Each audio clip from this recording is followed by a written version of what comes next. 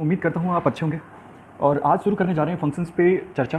ठीक है, ये लेक्चर बहुत ही इंपॉर्टेंट होने वाला है आपके पास, बहुत ही इंपॉर्टेंट होने वाला है आपके लिए।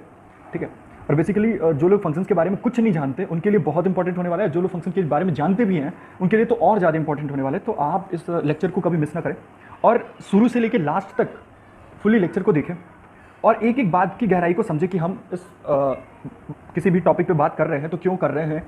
हर एक बात का रीज़न बताने वाला हूं मैं इस लेक्चर में। ठीक है, तो शुरू करते हैं आज का लेक्चर। आज हम बेसिक फंक्शंस पे बात करने वाले, फंक्शन की एक एक बारीकी पे बात करने वाले हैं। फंक्शंस को कहाँ से पढ़ना है, कैसे पढ़ना है, क्यों पढ़ना है, किस टॉपिक पे हमें ज़्यादा फोकस करनी है, किस टॉपिक पे नहीं फोकस करनी है, हर एक बात को पढ़ने वाले हैं। तो चलिए शुरू करते हैं कि फंक्शन की डेफिनेशन से शुरू करते हैं कि भाई फंक्शन की डेफिनेशन क्या है। ठीक है, तो कहते हैं कि फंक्शन एक रूल होता है, या हम फंक्शन को मैथमेटिक्स में एक मशीन की तरह यूज़ करते हैं। जैसे लाइक एक मशीन हो, उसे सम कुछ इनपुट दिया जाए और हमें कुछ आउटपुट मिले। ठीक है, तो सम कुछ इनपुट दिया जाए और हमें सम कुछ आउटपुट मिले। ठीक, हमें सम कुछ इनपुट दिया जाए और सम कुछ आउटपुट मिले। ठीक, पर ध्यान रहे यहाँ पे जो भी आउटपुट मिले किसी इनपुट के लिए, किसी स्पेशल इनपुट के लिए, किसी जो आउटपुट मिल रहा है दैट मस्ट बी यूनिक। तो इसका मतलब है कि हमारे पास कुछ भी मिलना चाहिए वो यूनिक आउटपुट मिलना चाहिए। ठीक, अच्छा, तो जहाँ तक हमारे पास यूनिक आउटपुट का सवाल है, पहले उसे समझ लेते हैं कि यूनिक आउटपुट का मतलब क्या होता है। यूनिक आउटपुट का मतलब क्या है कि एक इनपुट के लिए केवल एक आउटपुट मिले। ठीक है, टू या उससे ज़्यादा अधिक आउटपुट नहीं मिले। जैसे मैं आपको बता देता हूँ, जैसे मान लीजिए कि x square is equals to 4, something simple सी बात मैं बता देता हूँ। तो if I solve x square is equals to 4, I will find out x is equals to plus minus 2। ठीक है, तो x की यहाँ पे दो वैल्यूज आई। ठीक है, तो दैट इज नॉट यूनिक, यहाँ पे ये यूनिक नहीं है। ठीक, जैसे हम कह दें कि if x is equals to a, it is unique, x की वैल्यू केवल a है। ठीक है, तो यूनिक का मतलब ये हुआ। ठीक, अच्छा, अब हमारे पास एक बात आई कि फंक्शन एक मशीन कुछ होता है, मैथमेटिकल मशीन होता है जो सम इनपुट लेता है, उसके बदले में हमें सम कुछ यूनिक आउटपुट देता है। ठीक, अब यूनिक आउटपुट जो हमें मिला, ठीक है, यूनिक आउटपुट जो मिला, जस्ट लाइक इमेजिन कि हम सम मशीन, मैंने सोचा जस्ट लाइक कोई मशीन है जिसमें हम कुछ एंट्रीज दे रहे हैं। ठीक, that will give me square of that, वो हमें उसका स्क्वायर दे देगा। ठीक है, तो इट इज़ अ मशीन। ठीक, like this I can write it as something like f. तो दिस इज अ फंक्शन। क्यों भाई? क्योंकि हम कुछ भी देंगे तो जो भी देंगे उसका हमें एक स्क्वायर दे देगा ये। ठीक है, दैट इज़ यूनिक। अच्छा, तो भाई हम इसमें क्या क्या बातें कर सकते हैं। यूनिक आउटपुट मिल रहा है, सम इनपुट आ रहे हैं। ठीक, तो just like if I write it here some f of, it is a function. F क्या है? फंक्शन है। इसने सम इनपुट लिया दैट इज एक्स। तो what is this? This is total what? ये पूरा एफ एक्स क्या हुआ? It is output of function, it is not a function. F x हमारा कोई फंक्शन नहीं है, एफ एक्स हमारा कोई फंक्शन नहीं है, एफ हमारा फंक्शन है, एक्स इनपुट है। ठीक है, तो एफ एक्स क्या है हमारा? This is output of function. तो पहली क्लैरिटी आपके माइंड में होनी चाहिए कि ये हमारा आउटपुट है, नॉट फंक्शन। पहली क्लैरिटी हो गई होगी दिमाग में आपके। अभी धीरे धीरे एक एक डाउट का सफाया हो जाने वाला है, आप लगे रहिए, एक एक बात को समझते रहिए पहले। तो एफ एक्स हमारा पहला, तो ये आउटपुट ऑफ फंक्शन है, नॉट अ फंक्शन। ठीक, x is what I am giving here input.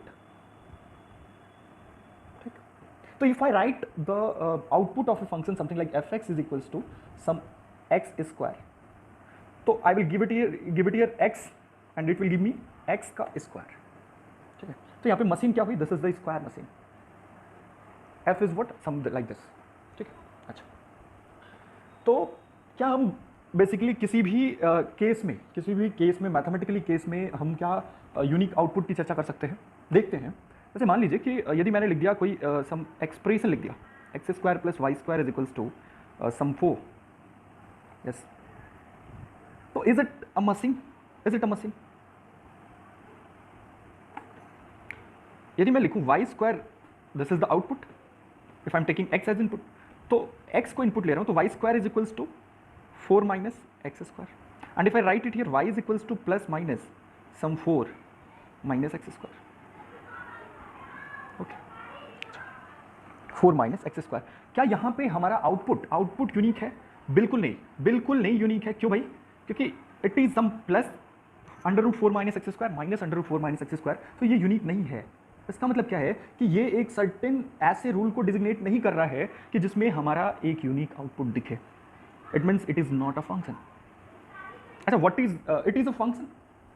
क्या हम इस पूरे को जैसे मान लीजिए कई सारे लोग ऐसी गलतियां करते हैं कि under root 4 minus x square is a function और नॉट। ऐसा पूछते हैं कि f x is equals to some under root 4 minus x square is a function और नॉट। हम यहाँ पे तो बात कर ही नहीं रहे भाई, यहाँ पे हम तो आउटपुट लिख रखे हैं, तो फंक्शन की चर्चा क्यों कर रहे हैं? हम फंक्शन की चर्चा क्यों कर रहे हैं? इट इज एन एक्सप्रेशन, ये एक एक्सप्रेशन है, हम एक्सप्रेस कर पा रहे हैं, ठीक है। It is not a function. यदि मुझे फंक्शन लिखना होगा तो function is something like this.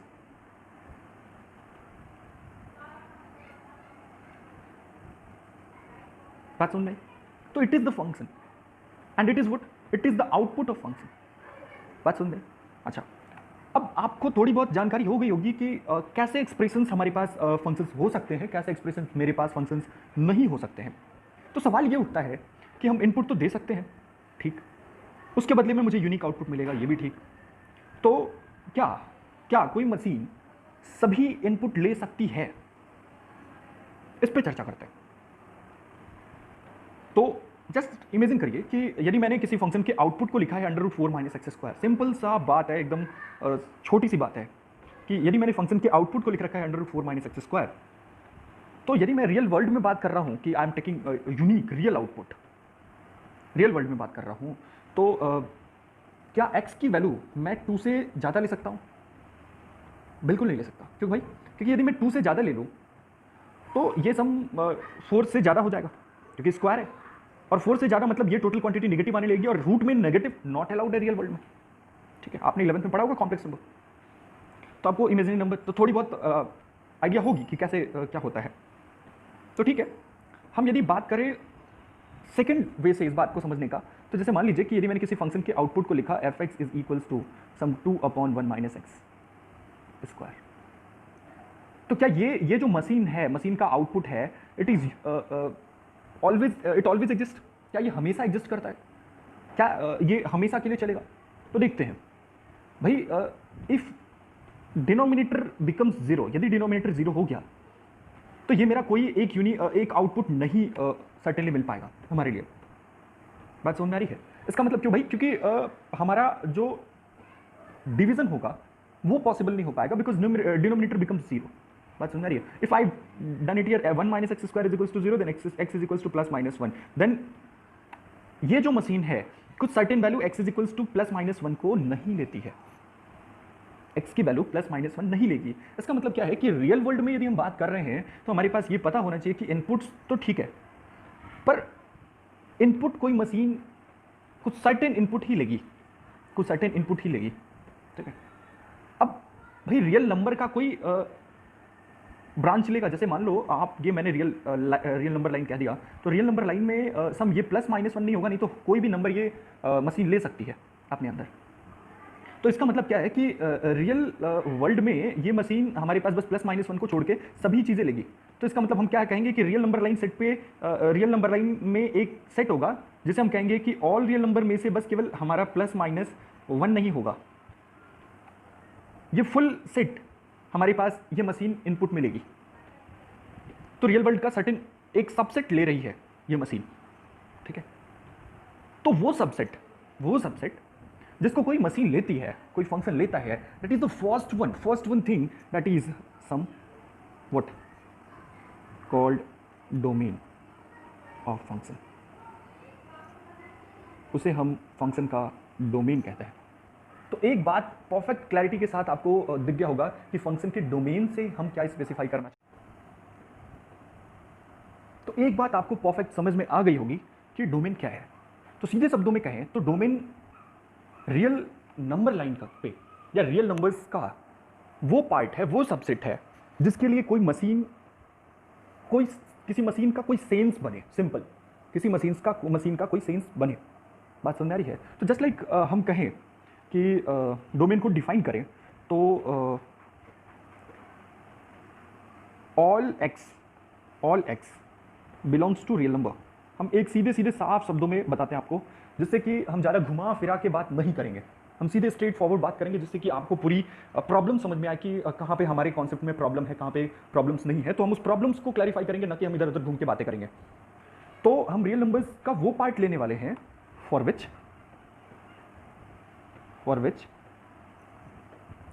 f makes sense, जिसके लिए कोई फंक्शन या कोई मशीन है उसका कुछ सेंस निकले। बात सुन आ रही? क्लियर है? अच्छा, तो चलिए हम कुछ एक्सप्रेशंस लिख देते हैं जिससे कि आपको और क्लैरिटी हो जाएगी। जैसे मैं log x लिख देता हूं, ठीक है, और यहाँ पे आपको बातें समझ में आएंगी। log x जस्ट लाइक मान लो हमने f x लिख दिया, इज इट अ फंक्शन और नॉट, क्या ये फंक्शन है कि नहीं? तो अभी के लिए फिलहाल में हम मान लेते हैं कि ये फंक्शन है, ठीक है, हम मान लेते हैं, क्योंकि आपको उतनी इंडेप्थ नॉलेज नहीं है, मान के चलता हूं कि आपको जीरो नॉलेज है, ठीक है, तो ये मान लेते हैं कि फंक्शन है। हम अभी डिस्कस करेंगे कि क्यों फंक्शन है। तो ठीक है, यदि ये फंक्शन है तो हमारे पास एक यूनिक आउटपुट मिलना चाहिए, सिंपल सा ये है। तो क्या log x की वैल्यू हमेशा यूनिक होती है? हमेशा यूनिक होती है। तो यदि हम इसको फंक्शन लेट कर रहे हैं तो ये यूनिक ही होगी। अब जस्ट इमेजिन कीजिए, यदि मैं इसको लिख दूं तो x is equals to some e to the power fx, आप पावर फॉर्म में लिख दो तो ऐसे लिखोगे, और यहां पे आपको दिखता है कि कोई भी पावर क्वांटिटी है that is always greater than zero. ये पूरा e to the power fx हमेशा जीरो से बड़ा ही होता है। कोई भी एक्सपोनेंट, जैसे हम कोई भी क्वांटिटी ले लें, पॉजिटिव नंबर ले लें, और उसका पावर हम लगाते जाएं, तो कितना भी नेगेटिव से नेगेटिव पावर लगा दें, कितना भी पॉजिटिव से पॉजिटिव पावर लगा दें, that is always and always positive. इसका मतलब है कि यहाँ पे जो ये यदि पॉजिटिव है तो इसका मतलब ये भी पॉजिटिव है। हम आगे बात करेंगे कि हर एक फंक्शन के अलग अलग डेफिनेशन की बात करेंगे, कि कैसे हम डिफाइन करेंगे किसी फंक्शन को। अभी केवल हम स्ट्रेटेजिक मामला समझते हैं। तो इसका मतलब है कि e to the power fx zero से बड़ा होता है, इसका मतलब यहाँ पे x भी जीरो से बड़ा होगा। इसका मतलब है कि इस पूरी मशीन का मतलब लॉग मशीन का यूज या लॉग मशीन हमारे पास कोई सेंस देगी, ये तभी होगा जब अंदर इनपुट जो दे रहे हैं that is some greater than zero, zero से बड़ा हो, ऑल पॉजिटिव इनपुट्स हो, तो हमारे पास इस मशीन का कोई सेंस निकलेगा। तो चलिए और डिटेल में बात कर लेते हैं। ठीक है, हमारे पास कोई मशीन थी, वो कुछ इनपुट ली और हमें एक यूनिक आउटपुट दिया, सम यूनिक आउटपुट दिया। अब भाई यूनिक आउटपुट मुझे मिल चुका है, तो जस्ट इमेजिन कीजिए कि मैंने मशीन रखा था, मुझे यूनिक आउटपुट मिला, ठीक, तो हमारा आउटपुट जो है यूनिक मिल रहा है। तो जस्ट एक बात पे हम चर्चा कर लेते हैं कि हमने एक रियल नंबर इसको दिया, इस मशीन को, हमें एक unique number milli.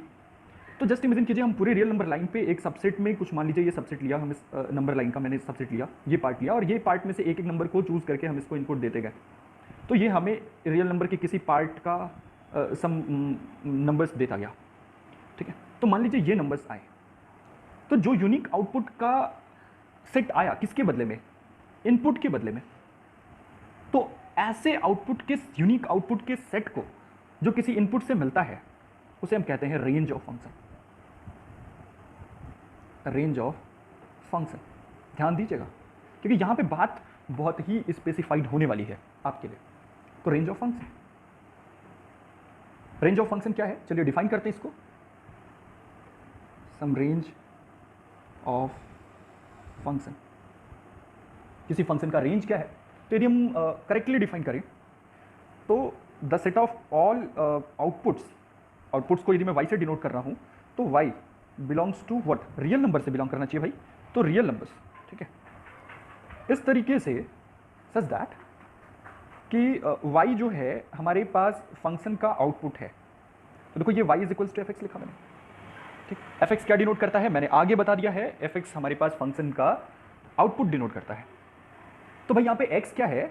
For all x belongs to what? Domain set. बात समझ आ रही है?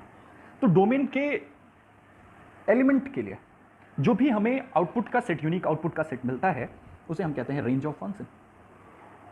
तो जस्ट इमेजिन कीजिए कि हम इसे क्या ऐसा लिख सकते हैं, एफ डी, बिल्कुल लिख सकते हैं। हमारे पास क्या हो जाएगा कि डी क्या है, इनपुट का सेट, एफ क्या है, मशीन, तो मशीन को हम सब इनपुट का सेट दिए, हमें कुछ मिला, जो मिला वो रेंज का सेट। तो क्या यहां तक में काम हो जाएगा, देखते हैं क्या काम यहां तक में हो जाएगा। तो इसके लिए मैं एक मशीन को लेता हूं, जैसे मान लीजिए एक बहुत ही अच्छी मशीन है, मैंने फैक्टोरियल मशीन को ले लिया और फैक्टोरियल मशीन के रूट को मैं स्पेसिफाई कर रहा हूं यहाँ पे। तो सम, यदि मैं आउटपुट के फॉर्म में लिखूं तो f x is equal to some under root of x factorial. तो आपको समझ में आ रहा है कि यहाँ पे आपने पढ़ा होगा 11th में कि x जो है, हम बात करने वाले एक एक पार्ट पे बात करने वाले डोमेन सेट के, पर यहाँ पे जो x है, x वो क्या होना चाहिए, that is some whole number, वो हमारे पास होल नंबर होगा। ठीक, अब जस्ट इमेजिन कीजिए कि मैं आपसे कहूँ कि ठीक है 1 के लिए आप वैल्यू बता दो मुझे, तो आप बता दोगे, 2 के लिए वैल्यू बता दो तो आप बता दोगे मुझे, 3 के लिए वैल्यू बता दो आप बता दोगे मुझे, 3 फैक्टोरियल सम 6 आएगा, रूट ऑफ 6 बता दोगे आप। पर क्या आप इस सेट को क्या आप यूनिकली स्पेसिफाइड वे में लिख सकते हो? मतलब क्या है, हर एक एलिमेंट को आप करेक्ट बता सकते हो? हम बिल्कुल ऐसा नहीं कर सकते। ठीक है, हम बताएंगे, हम ये बता सकते हैं कि ये इससे इसके बीच में आएगा, हम उसके करेक्ट पॉइंट पे नहीं जा सकते। क्यों भाई? क्योंकि वो तो एक तो पहले तो करेक्ट वे में हम एक्सप्रेस नहीं कर पाएंगे कि भाई root 2 that is an irrational number, that is an irrational number, 2 point something मान लो रूट 2 लिख दिया मैंने तो 1 पॉइंट समथिंग 414 ऐसे चलता जाएगा। ठीक है, that can't be written as a correct number. ठीक है, बात समझ में आ रही है? करेक्ट नंबर कहने का मतलब ये है कि हम उसे बस ये कह सकते हैं कि ये भाई देखो यहां से यहां के बीच में होगा ये number, but that is not uniquely specified. Clear? तो भाई हम यहां पे जो रेंज का सेट है उसे यूनिकली स्पेसिफाइड वे में नहीं लिख सकते, हर एक नंबर्स के लिए नहीं लिख सकते हैं। तो इसका मतलब है कि हमें कोई और सेट भी डिफाइन करना पड़ेगा जिससे कि हमारा काम चले, ऐसा काम चले कि हम कहें कि ये यहां से यहां के बीच में ही आएगा। बात समझ में आ रही है? तो इसका मतलब क्या है कि हम एक नए सेट को बना रहे हैं, हम एक नए सेट को खुद के लिए बना रहे हैं, and that I call as, अभी के लिए हम कह देते हैं इसे टारगेटेड सेट। अभी के लिए मैं इसे टारगेटेड सेट के नाम से कह दूं। तो टारगेटेड सेट के नाम से यदि मैं कह रहा हूं, तो ऑफनली कि ये वो सेट है जिसके लिए मैं कल्पना कर रहा हूं कि हमारा जो भी रेंज आएगा इसमें से ही कुछ ना कुछ आएगा। क्योंकि भाई यूनिकली स्पेसिफाइड वे में लिख नहीं सकते ना, यूनिकली स्पेसिफाइड वे में लिख नहीं सकते हम डोमेन के आउटपुट को किसी भी फंक्शन या कोई ऐसा क्रिटिकल फंक्शन मिल गया मुझे जैसे ये, तो हम उसके सेट को बस यही बताएंगे कि देखो भाई ये जो यूनिक आउटपुट आएगा वो यहाँ से यहाँ के बीच में आएगा। तो उसके लिए मुझे एक नए सेट की जरूरत पड़ी। कौन सा? Targeted set. क्यों भाई? क्योंकि हमारा रेंज जो है यूनिकली स्पेसिफाइड वे में लिखा नहीं जा सकता है। तो ये क्या हुआ, ये क्यों जरूरत पड़ी? पहले तो हम लिख देते हैं that is star mark, some range can not be या कांट बी यूनिकली स्पेसिफाइड।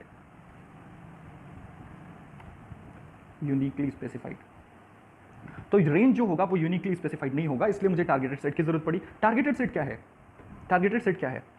तो टारगेटेड सेट को हम ऐसे डिफाइन करेंगे कि वो सेट जिसके आने से रेंज को हम परफेक्टली डिफाइन कर पाए, रेंज को हम परफेक्टली लिख पाए।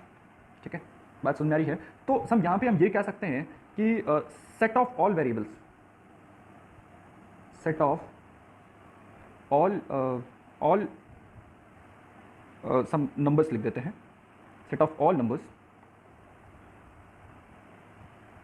From which our range belongs. और इन बहुत अच्छे तरीके से हम इस बात को कह दें तो वी कैन से दैट कि वी थिंक कि इस कैटेगरी में, इस सेट में ही हमारा लाइक करेगा।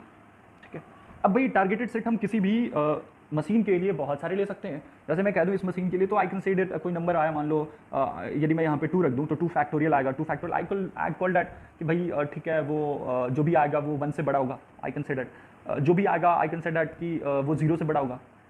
जो भी आएगा आई कैन से दैट कि भाई साहब ये माइनस इन्फिनिटी से प्लस इन्फिनिटी के बीच में ही बिलोंग करेगा। तो आई कैन से परफेक्टली, यदि सबसे बड़ा सेट बात करें तो सेट ऑफ रियल नंबर्स। ठीक है, बात समझ में आ गई होगी? ठीक, तो अब पूरे पे बात करें भाई टारगेटेड सेट को मैं क्या कहूं। तो टारगेटेड सेट को मैं कहूंगा कि देखो भाई जो था मैंने खुद से लिया था, ठीक है, और टारगेटेड सेट है तो भी मैं उसे भी मैं खुद से ले रहा हूँ। बात समझिएगा, यहाँ पे बहुत ही इंपॉर्टेंट बात है, बहुत ही इंपॉर्टेंट बात है कि यदि डोमेन को मैंने लिया था तो वो खुद से लिया था, और यहाँ पे टारगेटेड सेट को भी मैं खुद से ले रहा हूँ, तो डोमेन के ये साथ वाला सेट है, डोमेन के जैसा सेट है, सो आई कॉल्ड इट एज को डोमेन।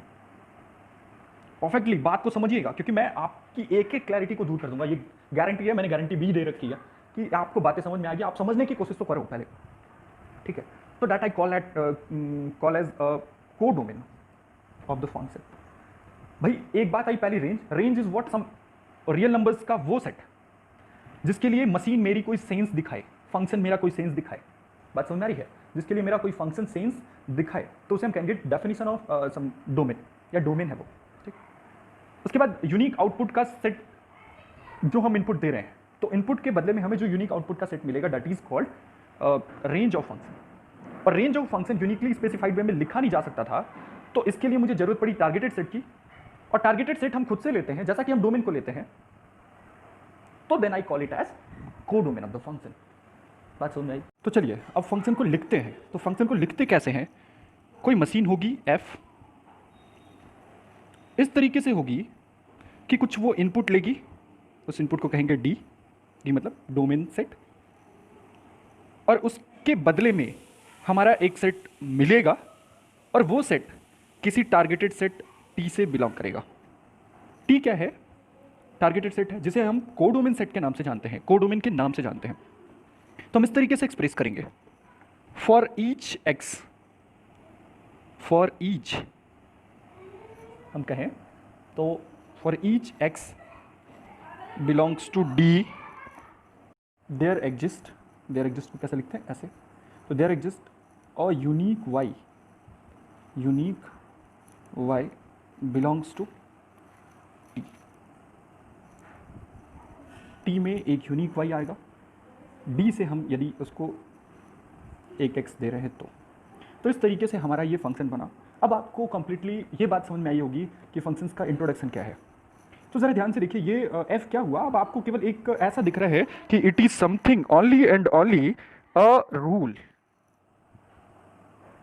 फंक्शन हमारे पास केवल और केवल एक रूल है। रूल क्या होता है? वे ऑफ ऑपरेटिंग, सीधे कह सकते हैं हम way of operating with the given variable, with the given variable, किसी वेरिएबल से हम को कैसे ऑपरेट कर रहे हैं, इज कॉल्ड अ रूल। उसे हम एक रूल के नाम से जानते हैं, ठीक है। अब क्या कोई भी एक्सप्रेशन फंक्शन हो सकता है? कोई ज़रूरी नहीं है कि यदि हम कोई भी जैसे तैसे करके एक फंक्शन लिख दें और वो हमारे पास एक जैसे तैसे लिख के एक एक्सप्रेशन लिख दें और वो हमारे पास एक फंक्शन हो जाए, तो ये हमारे पास कोई ज़रूरी नहीं है। जैसे मैं एक सिंपल सा एग्जांपल लिख देता हूँ, log of sin x, it is some fx। तो यदि मैं इस फंक्शन इसको लिख रहा हूँ, तो क्या इस मशीन को लिखने का कोई मतलब है? तो ज़रा ध्यान से देखिए, ये sin x की वैल्यू -1 to 1 लाई करती है। तो चलिए लॉग है तो 1 से बड़ा नंबर लाई करेगा, 1 से बड़ा और 1 से 0 से बड़ा और 1 से छोटा। और लॉग जब भी 0 से बड़ा और 1 से छोटा होता है ये नेगेटिव देता है, तो अगेन लॉग उसे एक्सेप्ट नहीं करेगा। इसका मतलब क्या है कि हमें किसी भी एक्स के लिए ये इस मशीन को लिखने का कोई मतलब नहीं बनता। अब यदि मैं आपसे सिंपल सी एक बात पूछ दूं कि इस फंक्शन को इसको डिफ्रेंशिएट कीजिए, तो आप फंडामेंटली आप इसको डिफ्रेंशिएट कर ले जाओगे, ठीक है। जबकि इस मशीन को लिखने का, डिफ्रेंशिएट करने का कोई मतलब नहीं निकलता है, ठीक है। चलिए फंक्शन की डेफिनेशन पे बात करें। फंक्शन की डेफिनेशन, तो डेफिनेशन ऑफ फंक्शन लिख सकते हैं कि function is a rule. Function एक रूल है, जैसे कि मैं बता चुका हूँ। वे ऑपरेट, किसी गिवन वेरिएबल से ऑपरेट करने का एक वे है, ठीक है। इन विच फॉर ईच वेरिएबल और input there exist a unique output, ठीक है। इस बात को हम ऑफन नॉर्मल, इस पूरी बात को हम नॉर्मली इस वे से लिख सकते हैं, ठीक है। तो ये आपको बातें समझ में आनी चाहिए।